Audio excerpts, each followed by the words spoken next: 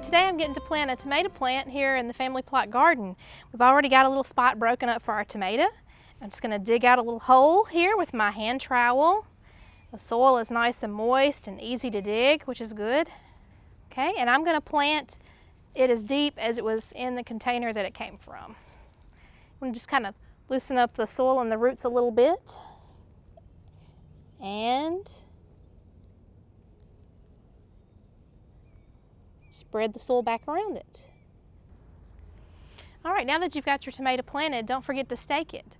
I would stake it now while it's small instead of trying to go back and do it when it's large and harder to stake. You can use tomato cages, you can use pieces of bamboo. There's all different methods, but just make sure you stake while they're small.